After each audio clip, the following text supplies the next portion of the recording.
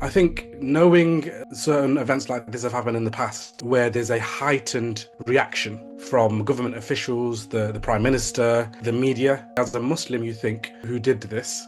Because you don't want it to be a Muslim given the backlash we face when a lot of these events happen and the targeting of Muslims and the demand that Muslims apologize for these kind of events. Not to belittle the attack itself, but if you look at the latest police recorded data in the UK, there's around 49,000 offences involving knives or sharp objects within England and Wales. That was from 2025. So this is a problem in the UK. And some media have even incorrectly said that he's being charged for attacking 2 Jewish individuals. However, he's being charged for attacking 3 individuals, including the Muslim man. But it seems that the attack on the Muslim man does not fit the narrative. It doesn't fit the storyline, the agenda. So this term Intifada is not a negative term. In fact, it's a term that really epitomizes a resistance against control, a resistance against occupation. In essence, what they're saying is they shouldn't have been an intifada. The Palestinians should have just shut up, be controlled, and allow the occupation to do what they could do. We talked about the psychological factor, which is that fear, but then there's also a direct, tangible implementation of policies that they accelerate forward because they've now created an environment of fear.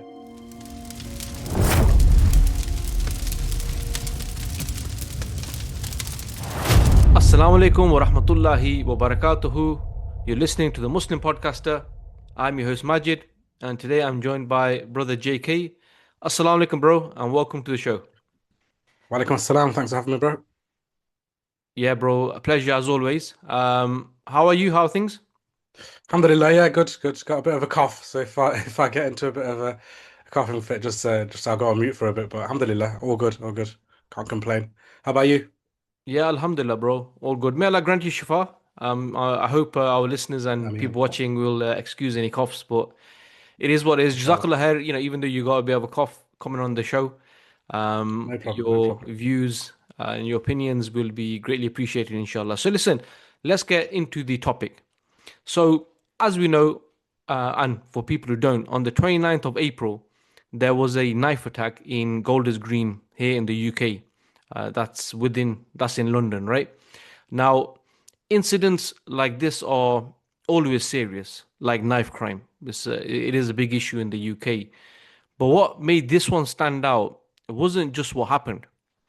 It's how it's framed and also what's followed. So the attacker has been identified as a Muslim guy from Somalian background, and his name is Isa Suleiman. And the victims included Jewish individuals. 2 Jewish individuals were attacked on the streets of Golders Green.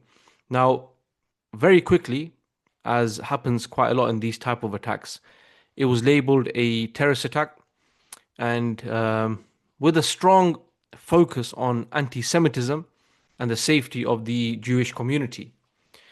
But beyond that, there are aspects, and this has been highlighted by many people on social media, there are aspects of this incident that haven't really shaped the wider narrative.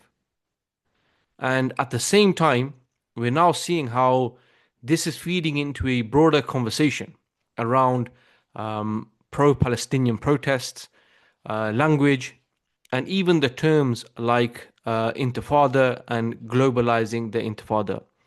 And then you've got the comments from Prime Minister Keir Starmer, which take that even further. So, bro, there's loads to unpack here. But let's start with the incident itself. What was your initial reaction when you saw this?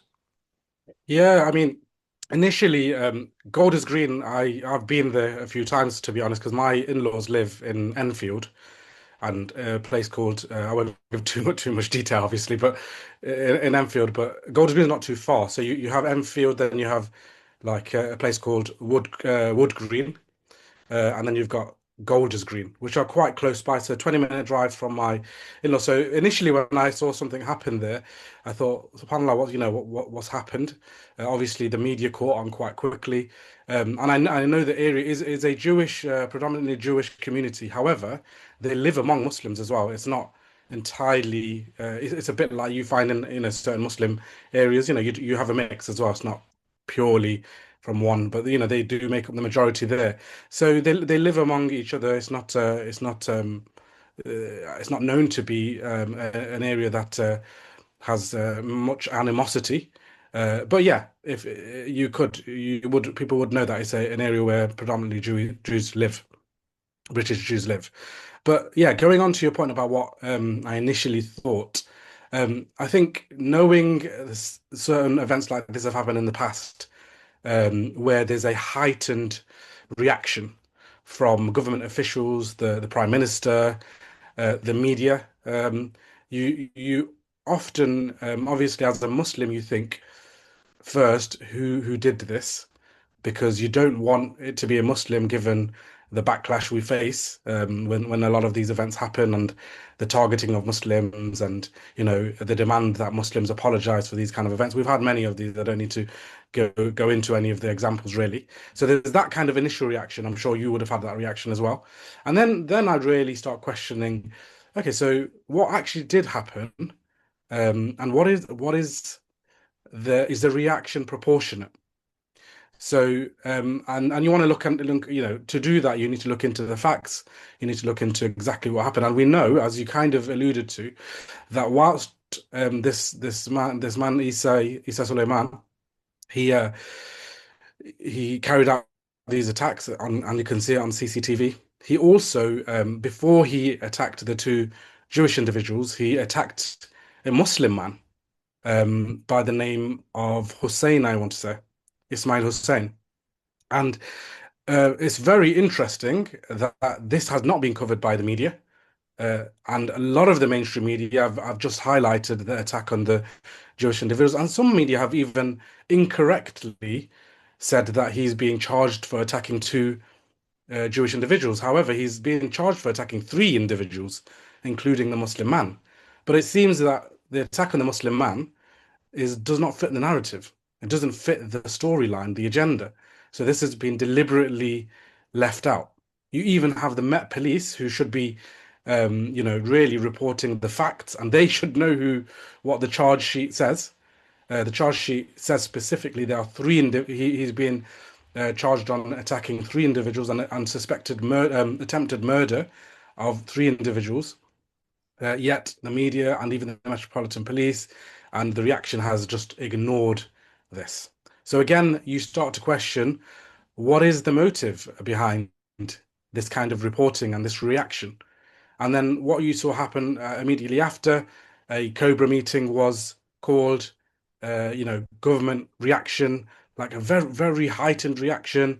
They then raised the threat level of the UK to severe, which means there's an imminent attack potentially to happen. So you really start to think, okay, so this has obviously caught the attention, and this is deliberately now being used to fit a certain agenda. And I'm sure we're going to go on to it a bit more, but then you saw the Prime Minister make a speech, and as you said, he started to then link and conflate this attack with the pro-Palestinian protests that have been happening regularly and frequently, mainly in London, but across the UK and across the world, in support of the Palestinians against the occupation of Israel against Palestine, but particularly the onslaught on Gaza, and which we saw, the genocide since the 7th of October. So you saw that now they are using this event to essentially subdue, curb pro-Palestinian voices and protests, and even ban certain statements and phrases statements such as globalized, the Intifada, which the Prime Minister, he said that even if you are next to someone who says this and you don't call them out, then you are supporting terrorism. So again, we can talk a bit more, but my initial reaction was, look, this is now being used to politicize and weaponize the Palestinian cause, the pro-Palestine cause, in favor of the Zionists and in favor of the Israeli lobby, which we know the UK government has been supportive of throughout the genocide and even before that, obviously. That was my initial reaction to the event. Yeah, Jazakallah, bro. To be honest with you, a lot you said there is quite similar to what I was thinking. The first thing is, as soon as you hear an attack like this, like you said, the first thing you think is, I hope the guy wasn't Muslim, because you know what's going to follow. But I think it's important, if I break down from what you said, is actually making a separation between a criminal case and then what the fallout and how it's being used. Because look, if this man, if he attacked people on the street, knife, tried to kill them or attack them, then this is despicable. This is something which has to be called out, regardless of who the victim was. If it was a white Englishman, or if it was another Muslim man, or whoever it was, this is a cowardly attack. Especially when you see the CCTV footage, it's totally unprovoked, and this guy's just gone to do what he has.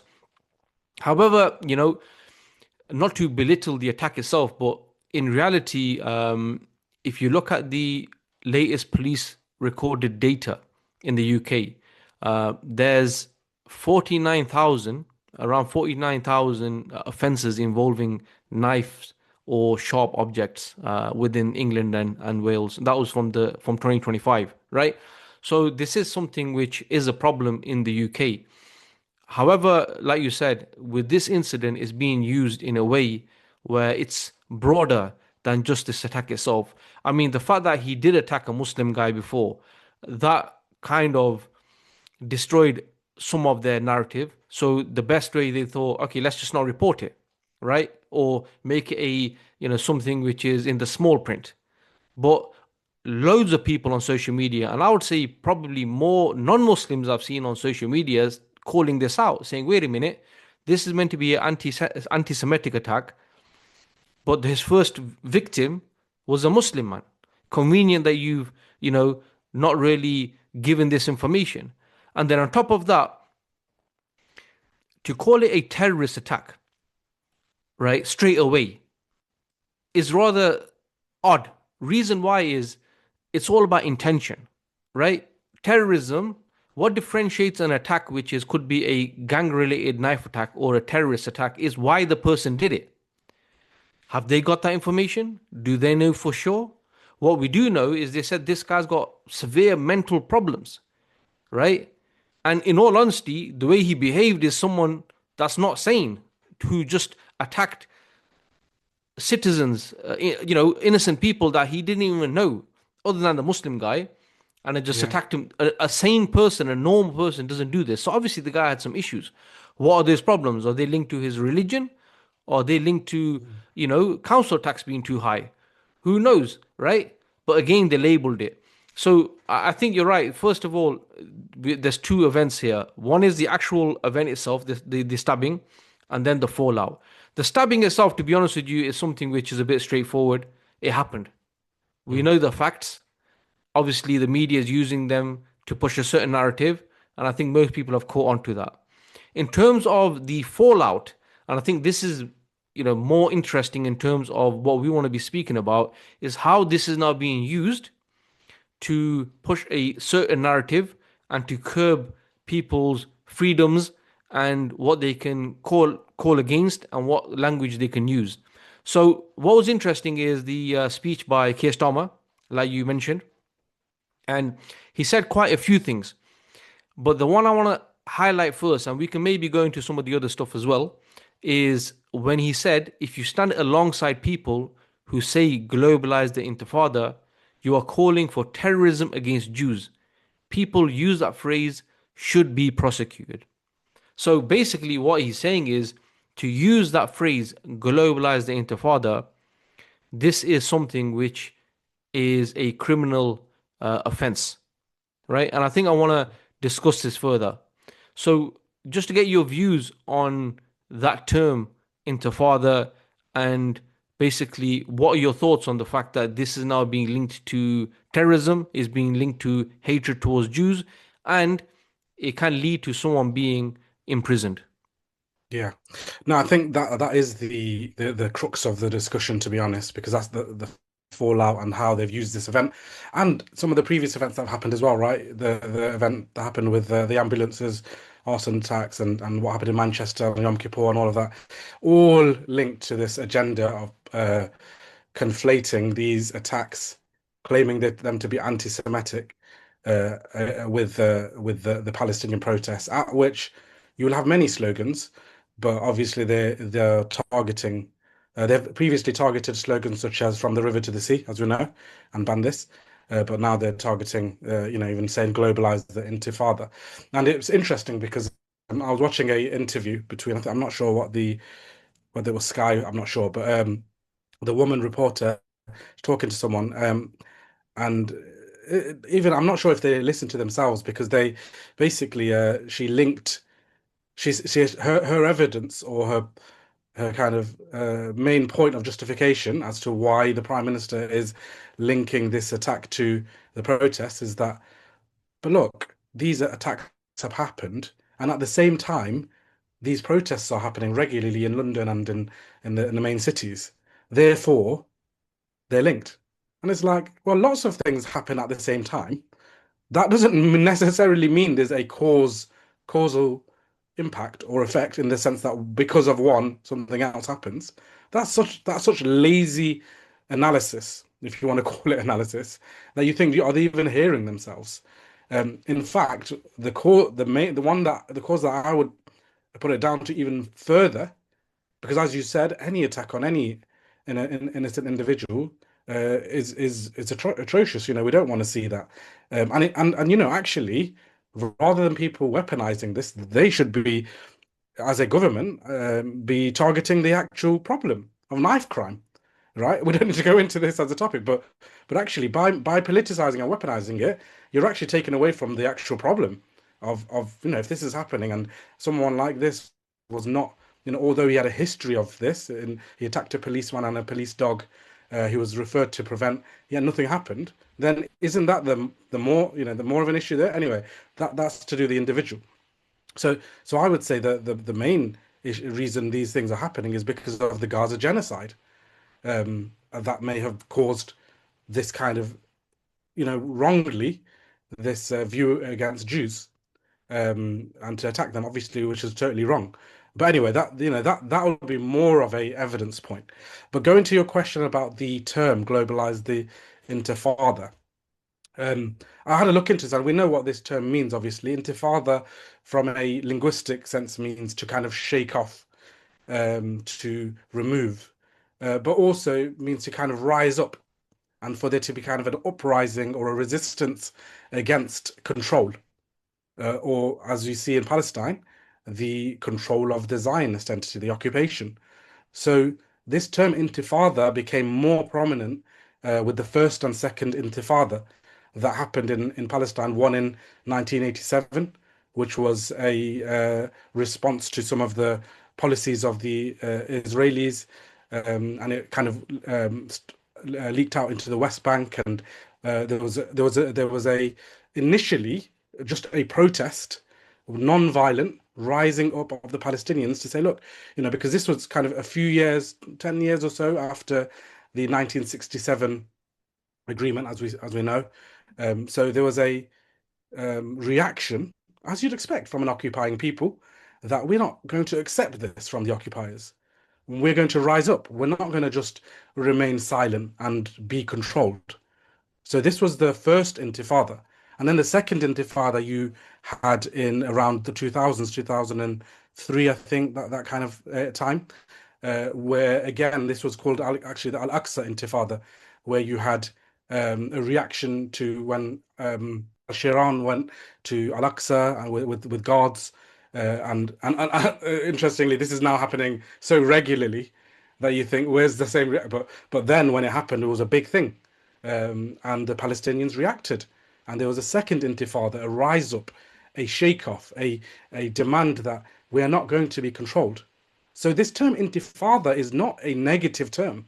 In fact, it's a term that really epitomizes a resistance against control, a resistance against occupation. So one of the things, and I mentioned to you earlier in the week, that I find quite interesting is that whilst they are trying to obviously weaponize the protests and these slogans, and they're trying to ban it, the other thing that they're doing by making, saying that these terms such as globalized intifada cannot be said, or even if you're there and people are saying it, you're supporting terrorism against Jews.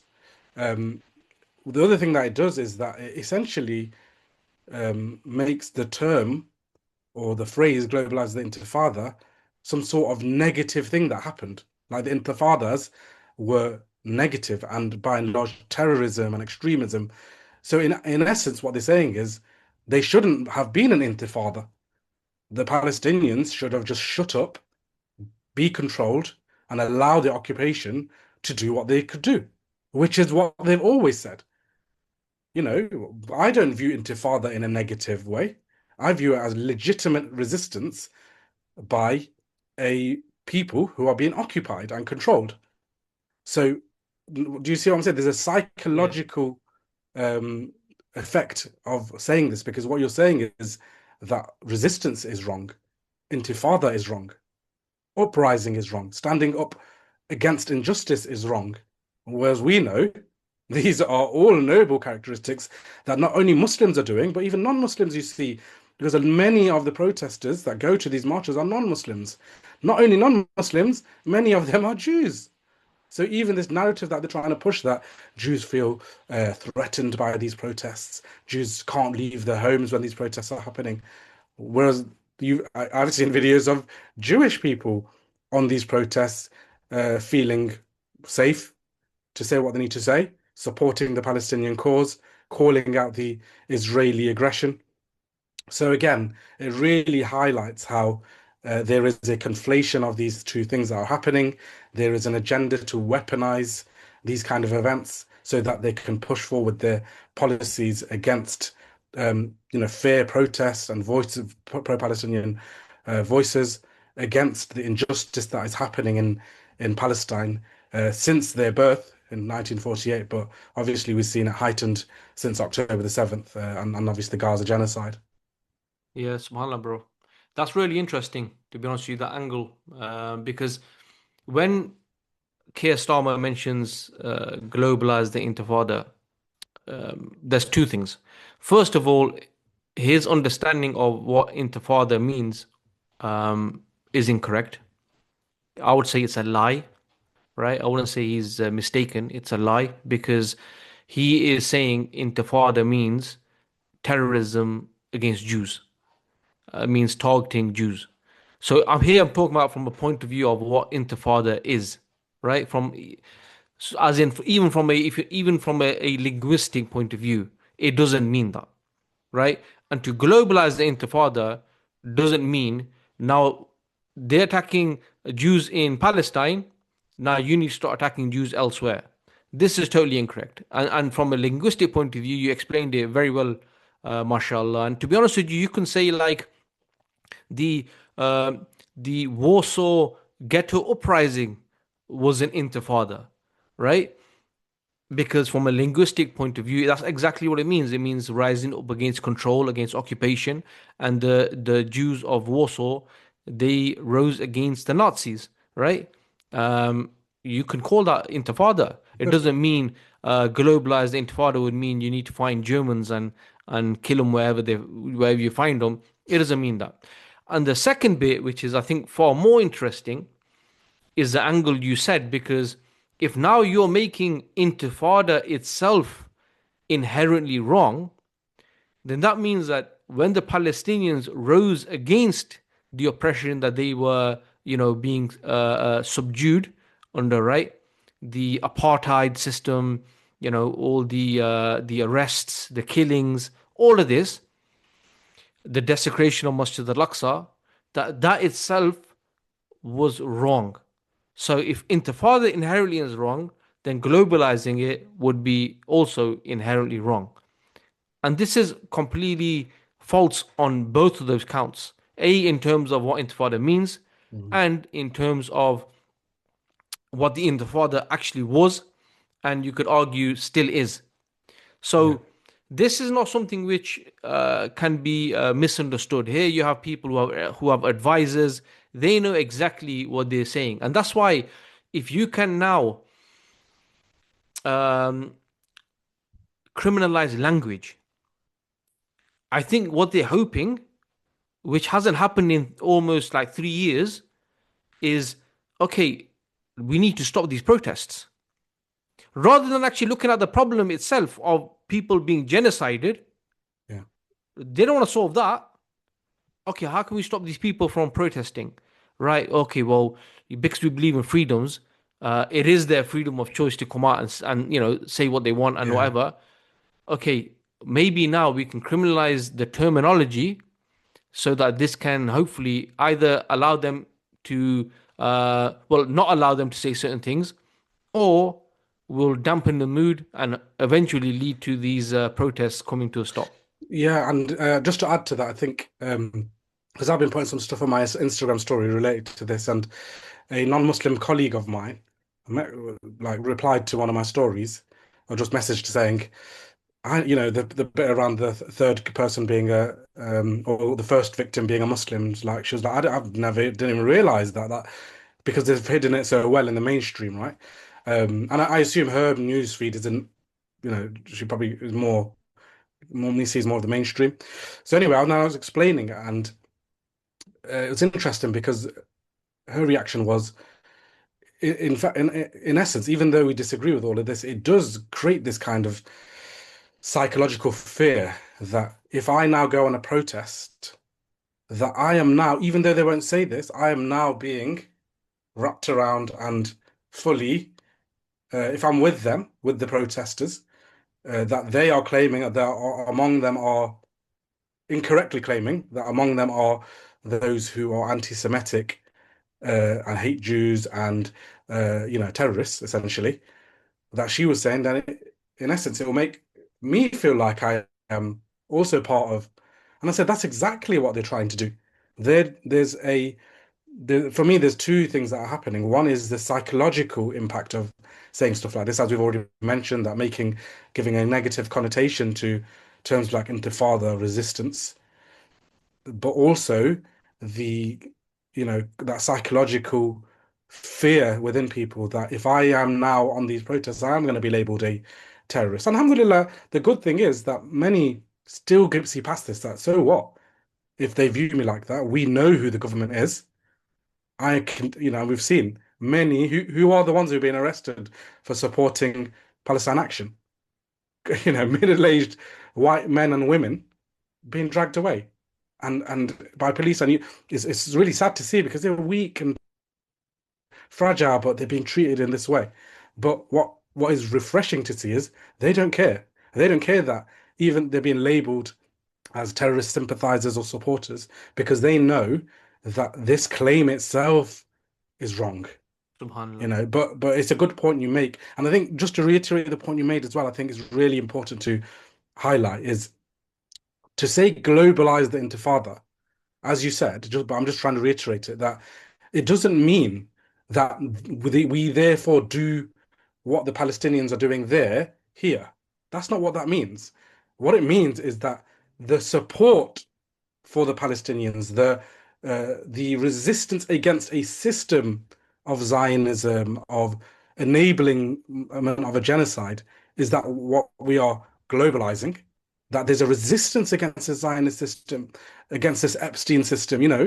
Why shouldn't we globalize the Intifada? Absolutely, it requires it because the reason what is happening in Palestine and Gaza is not merely Israel as much as they are the ones who are directly carrying out the genocide, but who is enabling them to carry out the genocide? Who are they being bankrolled by? Who are they being provided weapons by? The same Western governments, such as the UK, the US, Germany, and many others, who are now curbing, and you've seen even in Germany and stuff, they're treating the protesters even worse. So again, that actually justifies the reason why Intifada needs to be globalized. But again, it's really important to highlight that that doesn't mean we then carry out what the Palestinians they're resisting directly there, right? Here we are resisting, but we're resisting against a system. We're making an Intifada, an uprising against a global system of Zionism, of genocide, right? So that I think I just wanted to reiterate that point because I think it's really important to highlight what does it actually mean to say globalized intifada. No one I know, no one has ever thought it means, oh, let's now pick up weapons in the Western nation. No one. And there's no evidence of it. No one's done that. But they will find some way or something happens, or let's make out this person is reacting. That guy, Ismail Suleiman, he never went to, there's no evidence he went to a protest, right? There's no evidence. If they had, I'd give a bit of credit if they had evidence of him shouting globalize the Intifada at these protests and then going out I give an element of okay, there's something maybe to look at. Even though that could easily plant that, I'm just saying that there's not even that. So it's a very weak attempt to align the two, conflate the two in order to push forward their policies and their narrative. Bro, even if that did happen, what you'd mentioned there, how many people have been attending these protests for almost 3 years? How many people? Millions. You would see millions of these type of attacks, right? Even if the guy had gone on to even if he had gone to a protest and somebody said globalize the Intifada or river to the sea, and that just stuck with him and he just went and did what he did, right? It's true, very true. It's just him. You know, Yeah, he's got a that's problem, not a obviously, pattern. That's not a right? pattern, is it? You know, Even though that didn't happen, but if it did happen, like you said, lots there'll be not majority, but there'll be a pattern of behavior. But there is no pattern of behavior. There is no. I tell you where there is a pattern of behavior. So, for example, you have that Tommy Robinson Yeah, march that's going to be happening in the UK.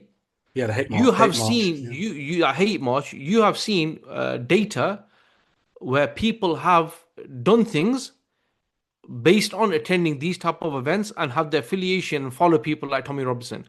That guy who graped, yeah, that Sikh woman. I'm sure she was a Sikh woman, Yeah, yeah. right? Followed her home.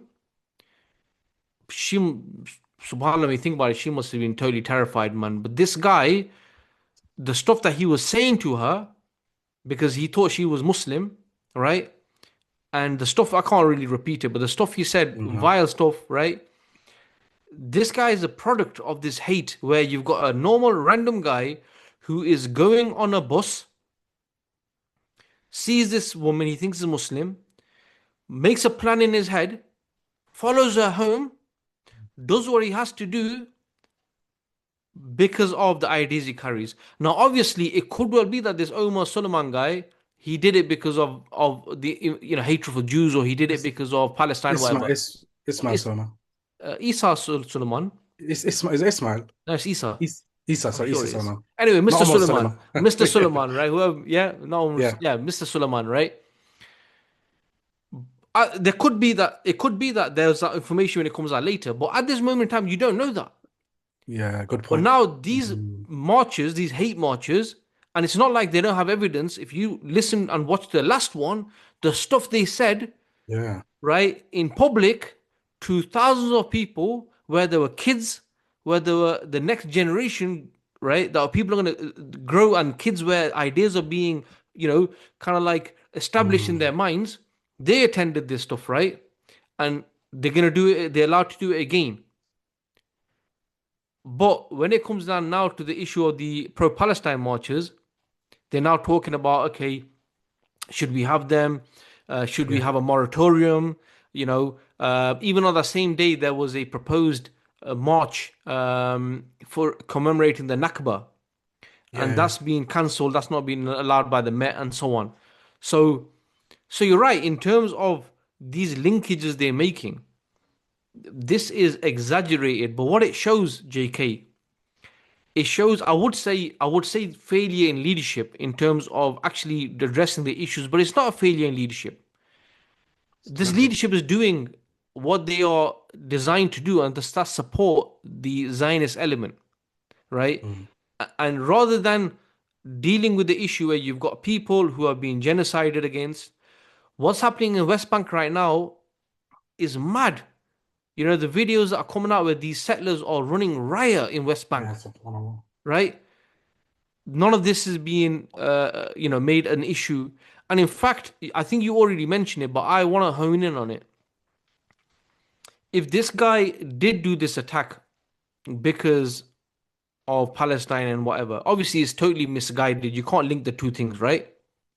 However, I would say that the biggest threat to Jews around the world is the actions of the state of Israel, because they Absolutely. are the ones that are conflating. And when you get people like, the ex-advisor, he always comes on the ex. He was like a negotiator. He always comes on like Yeah. MEE, and he comes on. You know which one I'm on about? Yeah, I know you Comes mean, I on can't remember the Nawara name, but yeah. Media. Yeah, Uh, yeah, yeah. Levy something. Levy, right? Daniel Levy. Daniel Levy.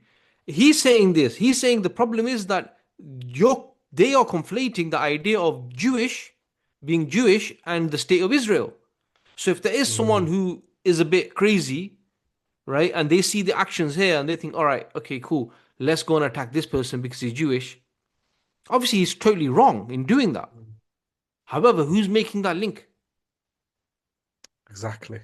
You But that's know, what I'm saying, that the evidence is far more that is due to the actions of Israel, and what they're doing against the Palestinians that is causing what you're seeing here. So why isn't that being? Where's the root cause analysis here? There is, and as you said, I'm not like it's as though we're making excuses for them that they made a mistake. No, they didn't make a mistake. They know what they're doing. They know it's deliberate. It's completely deliberate. So yeah, I think it's one of the other things I wanted to mention as well, that this isn't an isolated case. Like this this kind of you could call it plan, or what do you call it? Playbook. Sorry, playbook of essentially an event happens. And look, let me be clear. Some of these events may have even been planned, meaning they're false flag. But I'm not even going to get into that. Like, no. yeah, there may be false flag or there may not be. But what happens if you start saying this, then the attention goes on to, oh, how do you justify, how do you evidence this and all that? But let's just an event has happened, whether it be 9/11, whether it be 7/7, whatever, right? And more recent ones you've had, right? Why is it that following these events there is an acceleration of policy implementation? Like, that's deliberate. Like they, as though they are waiting for these events to happen in order to then push a narrative, push an agenda, push forward and implement policies to suit that agenda. So you Yeah. had it. Go on. No, no, go. I was just going to say, just based on that, some of the quotes from Keir Starmer's speech Exactly. when he said, "We will introduce much stronger powers to shut down charities that promote Exactly. anti-Semitic extremism." Absolutely. Shut down charities, shut down what they call hate preachers. Even I'm like, Which charities, where, bro? I who's he don't know. talking about? Yeah, that's exactly. I was like, where's the examples? It's just fear mongering, right? But anyway, exactly that, right? So there's a push to put. Like, we talked about the psychological factor, which is that fear, but then there's also a direct, tangible implementation of policies that they accelerate forward because they've now created an environment of fear, a burning platform. But it's all engineered. This platform of Jews are feeling under attack. We need to give them 25 million pounds worth of funding. We need to give 10 million pound more for their ambulances and stuff like this, more security. We then need to shut down charities and mosques. And where does this come from? This environment that they have created. So I was just going to give a couple of examples just to highlight that this isn't something new and this isn't isolated to Britain. You also had, after 9/11, what did they push forward? The US Patriot Act. This was pushed forward following the 9/11.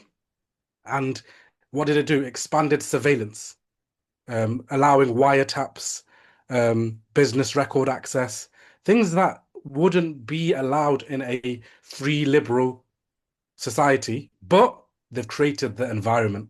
So now we can curb your freedoms. We don't need to follow these said laws and rules and orders that we were following so far because they've created an environment.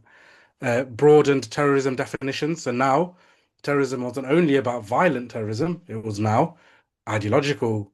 If you say certain things, you're going to be labeled a terrorist. But I thought terrorism inherently is about violence, right? But now it's about idea monitoring. about curbing certain ideas and thoughts, um, enhanced enforcement and intelligence powers, and this was rushed through Congress without any debate because they didn't need the debate. They didn't need the authority and sign off because everyone was in such uproar at what happened on 9/11. And I'm even not even discussing what actually happened and how it happened. That's for another debate, and we've spoken about it before. I'm just saying that even just after this event, the fact that all of this was rushed through, and we saw what happened. Obviously, the invade that led to the environment where they were able to invade Iraq and Afghanistan, where there's no link, obviously, right? So that happened. Then you had after the 7/7 bombings, accelerated counter-terrorism legislation. It led to the creation of Prevent, which is we know is a failed legislation targeting Muslims. Schedule 7, where they could target anyone without any justifiable reason and hold them without charging them for hours and hours, right? If you went to an airport or were traveling. After the Charlie Hebdo attack, you saw even in France, a state of emergency was established. And they pushed forward policies to now surveil people, especially Muslims. They won't obviously say Muslims, but they meant Muslims. And they closed down charities as well as a result of that. So now, and there's others, right? I'm just giving a couple of examples. And now look at this. Even though we've just discussed that there is no link, there is no link, no link at all. What is Keir Starmer saying? That there is a link to these protests. We're going to curb these protests. We're going to stop these protests. We're going to be, curtailing charities. We're going to give more funding towards these other, Jewish groups. We're going to be fighting antisemitism. Again, it really makes you question what is the agenda at play here, you know? So it's not what the point I'm trying to make is they have form in this. This is not anything new. This has been happening for years and years, and it's just the same playbook being applied again with this event. Yeah. Yeah, I totally agree, bro. And to be honest with you, from what I can see, because this playbook has been exhausted over and over again, from what I can Mm, see, look, I could be in my echo chamber, so it might not be a true reflection of what people are thinking out there. But what I can say is, a lot of people have clicked onto this stuff now, and they can see it for what it is. And here we're not even talking about Muslims. I mean, the fact that you mentioned about the non-Muslims that are going out marching, protesting, the old people in wheelchairs at these Palestine action, demos, and you got to say, look, respect to them, because sometimes you don't see Muslims who are willing to, put themselves in harm's way for a cause. And you see these people, and they're not Muslims, which suggests that, you know what, a lot of these things that might have worked in the past, right? Because, like you said, it's really important to mention this, that in a so-called democratic and free society, the government isn't there to curtail people's freedoms. It's there just to oversee and manage that people's human rights and their freedoms are not infringed upon, right? Now, when they start doing that, you can argue that's what they describe as being something which is a dictatorship. So the only way you can do it is by saying, look, all right, we're going to take this freedom away from you, but you want to stay safe, don't you? You don't mm, want to end up in a building with a plane going through it. And the hope is that people then give up their freedoms. And people did. And I just think they're becoming tired of it now. I mean, just there's a mm, claim by, and I'm going to say a claim because there's absolutely no evidence provided from Keir Starmer when he said, and we need stronger powers to tackle the malign threat posed by states like Iran, because we know for a fact that they want to harm British Jews, which is why we will fast track the necessary legislation. You know, you think to yourself, look, what about the Jews in Iran? Forget them trying to mm, harm British Jews. And who is it that actually blew up synagogues in Iran? Dropped bombs on them. It wasn't the Iranians. I'm not here to to back the Iranians as such. I'm just saying who was it? It was the Americans and it was the Zionist entity who bombed the synagogues in Tehran, right? mm. But it's just fiction. It's just fiction. But the key thing is when he mentioned we will fast track the necessary legislation, and that's the point that you're making. Two Yeah. points there. One is there's going to be new legislation on the back of this, and the second one, fast track. because they make the environment seem so alarming that Yeah. something needs to be done quick, Mm. and that's where we are, bro. That's the thing that's why there is significance, even though nothing has changed really, of them moving the terror threat level up to severe. Cobra meetings and these prime minister announcements, and as you said, stabbings happen in London daily. I'm not justifying it. It's sad. It's very bad that stabbings happen so regularly. But why is it this reaction when it came to this one? Yet for the other stabbings, when there's a video of a man deliberately trying to run over a hijabi woman. Have you seen it? You know, where she walks out the car. Yeah, she went flying, Yeah, man. and this was, you could link to this far right extremism essentially. Where was the vigil following that? Where was the reaction?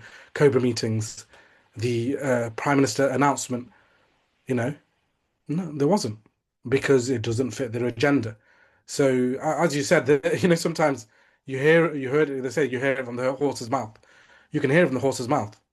Starmer, that he's saying it as it is in terms of what's going to happen as a result of this.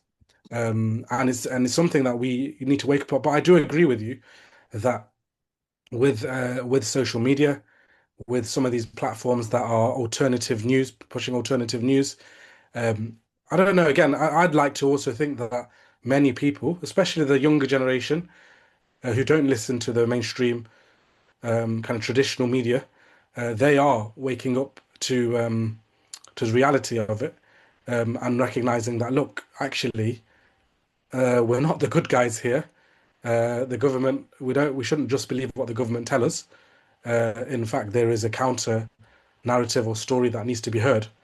And even though like that colleague I mentioned, the fact that she saw my story and was able to think, oh, actually, there's something else here.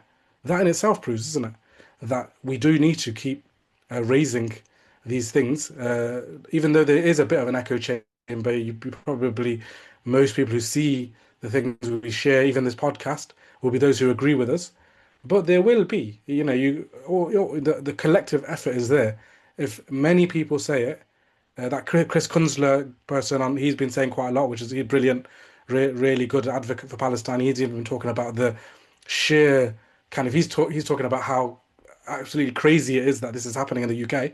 Like so astonished that this is happening, and shared a really good video on that as well. That people like this, with our collective effort, will keep increasing knowledge out there so that people don't just accept the mainstream narrative, the government narrative, and they do recognize that they're being played here, and they need to stand up if they really want to. If they're genuine believers of freedom and their values, then they themselves should be standing up for this. So yeah, I think I agree. I think there's a difference now. In the 9/11 era, we only heard a certain narrative. You had to go looking for the other narrative, whereas now it's a bit more visible and transparent, which is positive to see, and hopefully leads to more scrutiny. And we'll see. Obviously, 7th of May is. I'm not necessarily calling that for going out and voting, but what I'm trying to say is going to be interesting to see what happens when it comes to whether Labour will remain or if anything else will happen. And I'm sure Gaza and things like this will play into that vote. Yeah, yeah, spot on, bro. Spot on. And I mean, there's another thing as well, which is probably for another podcast, which Muslims need to think about is, in fact, look, here I'm not saying about, no, they're not a threat. These people are a threat. Just by saying Muslims are a threat doesn't mean you're diminishing other people, right? But what we're seeing is, the rise in anti-Islamic sentiment. Things like this actually fuel that. Things like these attacks, and not even the attack itself, but the The way it's response. response and the way it is shown on the media actually, is causing a lot of issues for Muslims. And there's this one Muslim brother who is a convert, and I want to get him on one day because I mean he's saying, look, because he's got exposure to just say non-Muslim people because he was a non-Muslim at one point. He's saying that look, Britain's leading going towards a civil war.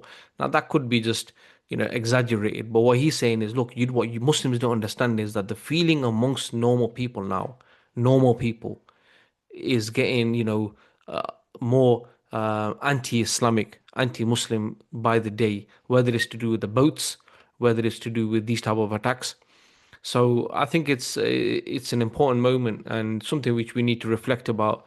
And the last thing I'd mention is when we do see people like Starmer hijacking the term Intifada, like you said, bro, we have people out there who are actually speaking the truth, who are going against what the mainstream media is promoting.